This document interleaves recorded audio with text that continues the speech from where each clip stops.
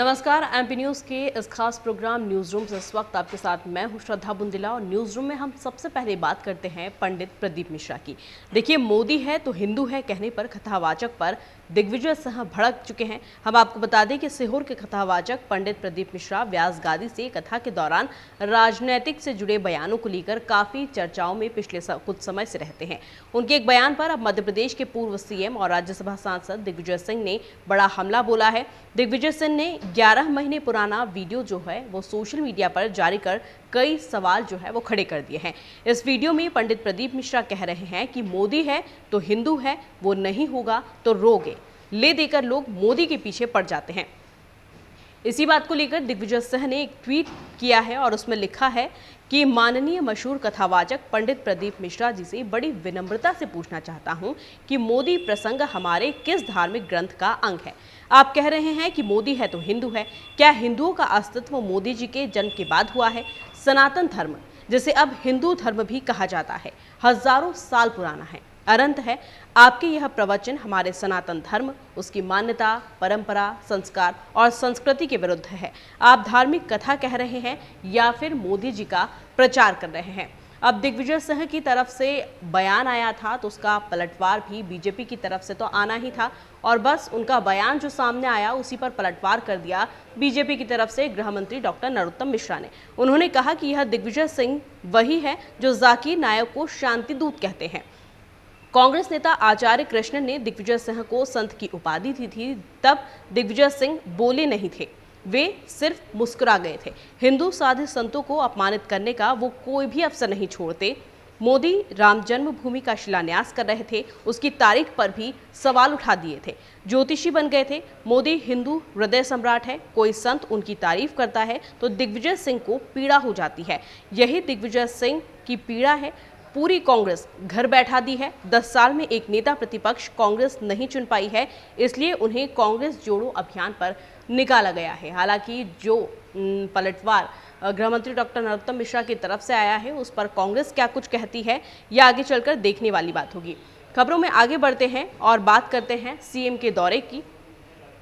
देखिए, सीएम का विदिशा दौरा होने वाला है। काले झंडे दिखाकर कांग्रेसी कार्यकर्ता जो है प्रदर्शन करने वाले हैं, इस तरह की खबरें भी सामने निकल कर आ रही है।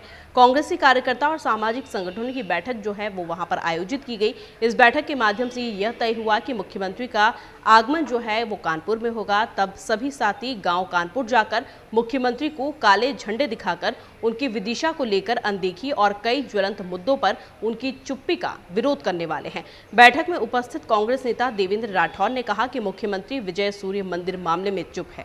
उन्होंने कई सारे सवाल भी यहां पर खड़े किए हैं और उन्होंने कहा है कि जो चुप्पी मुख्यमंत्री शिवराज सिंह चौहान की बेतवा लिंक परियोजना को लेकर है उस पर कहीं ना कहीं कई सवाल इन्होंने खड़े किए हैं और उस पर जवाब जो है वो भी इनसे मांगे जाएंगे। खबरों में आगे बढ़ते हैं और बात करते हैं भोपाल की।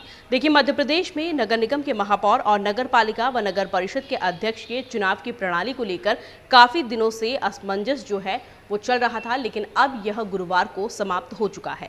सरकार मध्य प्रदेश नगर पालिका अधिनियम में संशोधन के लिए अध्यादेश के माध्यम से महापौर का चुनाव सीधे जनता से कराने की व्यवस्था फिर से लागू की जा रही है। इसके लिए मुख्यमंत्री शिवराज सिंह चौहान ने राज्यपाल मंगू भाई पटेल से राजभवन जाकर मुलाकात भी की है और ये भी माना जा रहा है कि मुख्यमंत्री के अनुरोध के बाद आज ही राज्यपाल की अनुमति मिलने के बाद राजपत्र में अध्यादेश की अधिसूचना जो है वो जारी कर दी जाएगी। मुख्यमंत्री के राजभवन पहुंचने से पहले सरकार के प्रवक्ता गृह मंत्री डॉक्टर नरोत्तम मिश्रा ने मीडिया से कहा कि नगर पालिका विधि में संशोधन के लिए अध्यादेश का मसौदा जो है वो राजभवन भेज दिया गया है। तो जो असमंजस की स्थिति बनी हुई थी वो साफ कर दी गई है गृह मंत्री डॉक्टर नरोत्तम मिश्रा के द्वारा। खबरों में आगे बढ़ते हैं और बात करते हैं इंदौर के मालवा उत्सव की। लालबाग में 7 दिनी मालवा उत्सव की रंगारंग शुरुआत जो है वो हो चुकी है। कल यानी कि बुधवार से ये शुरुआत हुई। होलकर कालीन परिवेश में सजे मंच पर गुजरात से आए 15 बालिकाओं के दल ने लाल व हरे परिधान में तलवार रस की प्रस्तुति दी। इसमें नारी शक्ति का शौर्य नजर आया। इसमें वास्तविक तलवारों का उपयोग करते हुए राजपूत महिलाएं स्वयं व युद्ध के समय किले की रक्षा कैसे करती थी इसको भी यहाँ पर दर्शाया गया है। लोक संस्कृति मंच द्वारा नगर निगम व संस्कृति संचालनालय मध्य प्रदेश के सहयोग से इंदौर गौरव दिवस के तहत मालवा उत्सव जो है वो मनाया जा रहा है और अभी भी ये चल रहा है। 5 दिन का ये कार्यक्रम है, 31 मई तक ये चलेगा और काफ़ी बड़े आयोजन जो है वो वहाँ पर किए जा रहे हैं। कई तरह के स्टॉल जो है वो भी वहाँ पर लगाए गए हैं। खबरों में आगे बढ़ते हैं और यहाँ पर बात करते हैं जबलपुर की। भारतीय जनता पार्टी ने निकाय चुनाव की तैयारियों को लेकर कार्यकर्ताओं को सक्रिय कर दिया है और बुधवार को निर्वाचन विभाग आरक्षण की प्रक्रिया करा रहा था। वहीं भाजपा कार्यालय में चुनाव प्रबंधन समिति की बैठकें जो हैं वो लगातार हो रही है। नगरीय निकाय के प्रभारी ने प्रदेश पदाधिकारियों और जिला पदाधिकारियों के साथ मिलकर चुनावी रणनीति पर भी यहाँ पर चर्चा की और सबसे पहले निकाय चुनाव के लिए जिला प्रभारी के नाम पर यहाँ पर मंथन हुआ है। पहले निकाय चुनाव के लिए जिला प्रभारी के नाम पर मंथन हुआ और कई वरिष्ठों के नाम यहाँ पर सुझाए गए, लेकिन अंतिम 3 नाम पर सहमति नहीं बन पाई है। आखिर में ये तय हुआ है कि सांसद राकेश सिंह के साथ दोबारा इसमें बैठक की जाएगी और दोबारा जो नाम है वो तय किए जाएंगे। उसके बाद जो नाम तय किए जाएंगे उसकी लिस्ट जो है वो बाद में जारी की जाएगी। तो न्यूज़ रूम में फिलहाल इतना ही। हम फिर हाजिर होंगे कुछ न्यू अपडेट्स के साथ। तब तक के लिए नमस्कार। एमपी की नब्ज, एमपी का हाल, मध्य प्रदेश की हर खबर एमपी न्यूज टीवी के साथ। लगातार खबरों के लिए सब्सक्राइब करें हमारा YouTube channel MP news TV.